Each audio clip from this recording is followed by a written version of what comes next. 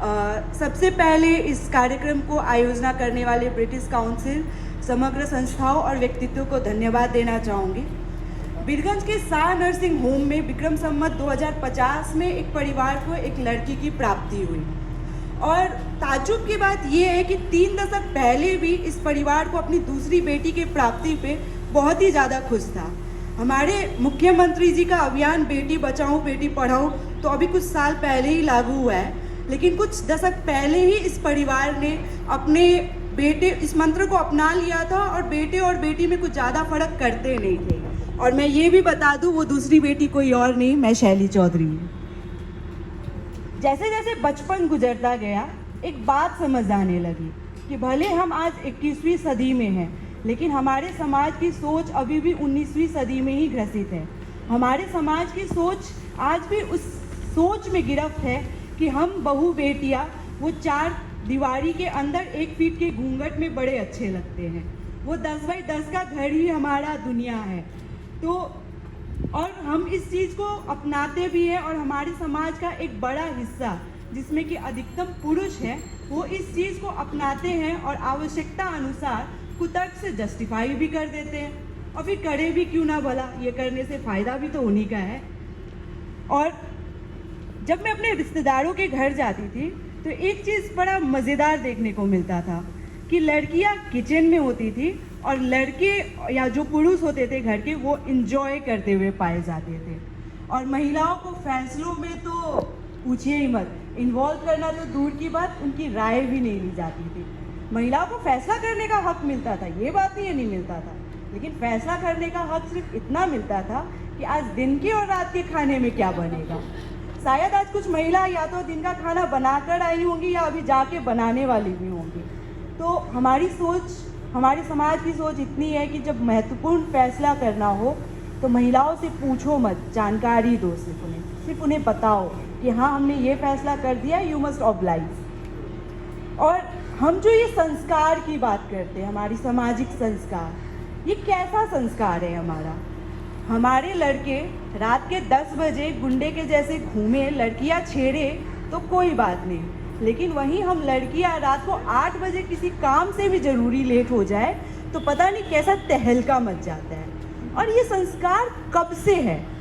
हम अपनी देश की बेटी सीता को राम जी से स्वयंवर करा के अयोध्या भेज देते हैं और हमारे मर्यादा पुरुषोत्तम राम अब 4 लोग और समाज के कहने पे अपनी ही अर्धांगिनी से अग्नि परीक्षा लेते हैं और फिर उन्हें परित्याग भी कर देते हैं, वो भी उनके गर्भवती अवस्था में।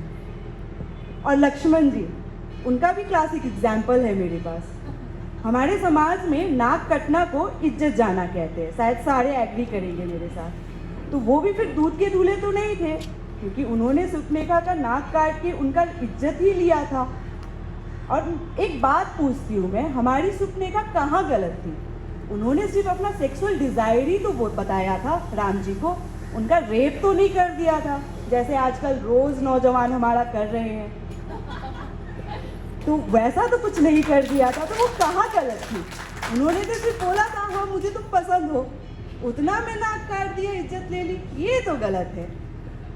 इसके बाद आइए महाभारत पे चलते हैं। ये जो महाभारत की युद्ध थी, इसका एक प्रमुख एजेंडा बस इतना ही था कि उस महाभारत के समय कुरुक्षेत्र में हमने अपनी महिला यानी द्रौपदी जी की इज्जत सम्मान का शोषण किया था। वो पूरे युद्ध का एक ही एजेंडा था, महिला का इज्जत बचाना। तो आज कहाँ है वो महाभारत की लड़ाई? निर्मला केस तो अभी भी सॉर्ट नहीं हुआ। और भारत के आसाम में गुवाहाटी नाम के जगह में एक कामाख्या देवी नाम की शक्तिपीठ है। वो शक्तिपीठ में एक्चुअली सती जी की वोम और वजाइना, गर्भ और योनि है। और वहाँ साल में एक बार आषाढ़ के महीने में 3 दिन लाल पानी खून के रूप में देखा जाता है। और हमारा समाज उस पानी को परम पवित्र मान के पूजता भी है। लेकिन वहीं घर में कोई हो जाए पीरियड्स, छूना मना है, दूर से देखो। तो बात इतनी सी है कि हम अभी भी उन पुरानी ढकोसलोबाजी में रखे हुए हैं। तो हमें आवाज़ खुद के लिए ही उठानी होगी। मैं एक छोटा सा स्टोरी अपना बोल के मैं यहीं पे एंड करूँगी। मेरे बड़े भैया ने सीए की पढ़ाई की है दिल्ली से और आज वहीं सेटल भी है। और जब मेरे लिए इंडिया और नेपाल के बहुत सारे कॉलेजेस से ऑफर आया तो वो जो समाज के 4 लोग होते हैं ना, जो अंत में जाके राम नाम सत्य ही बोलने वाले हैं, लेकिन जो समाज के लोग हैं वो नाम, इज्जत, प्रतिष्ठा, पता नहीं कैसी कैसी बातें ले आए कि मुझे घर से तो नहीं निकलना पड़ा। वो पापा को आके कहते बाहर जाएगी, दारू पिएगी, पार्टी करेगी, नशा करेगी, रात भर घूमेंगी, लौंडाबाजी करेगी। तो एक बात बताइए, वो तो मैं बिरगंज में भी कर सकती हूँ। तो इसीलिए मैं लग गई हमारी बहू बेटियों को समझाने और समझने। 3-4 साल से इस फील्ड में काम भी कर रही हूँ और कुछ लोगों ने ये भी कह दिया इतना उछल के क्या होगा, तुम्हें भी तो चूल्हा ही चौका करना है। आज तक उन्हें जवाब नहीं दिया था, लेकिन इस मन से एक लाइन उन्हें कहना चाहूँगी, हाँ मैं बेटी हूँ, एक दिन चली जाऊँगी, लेकिन वो 10 बाई 10 का घर मेरी दुनिया सिर्फ उतनी नहीं होगी।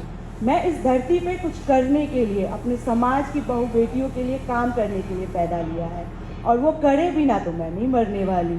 आई am too hard to kill. अंत में हमारे दर्शकों से एक लाइन कहूँगी at the end, the thing we have to learn is nobody gives us power, we just have to take it. Thank you. जय नारी, जय महिला शक्ति।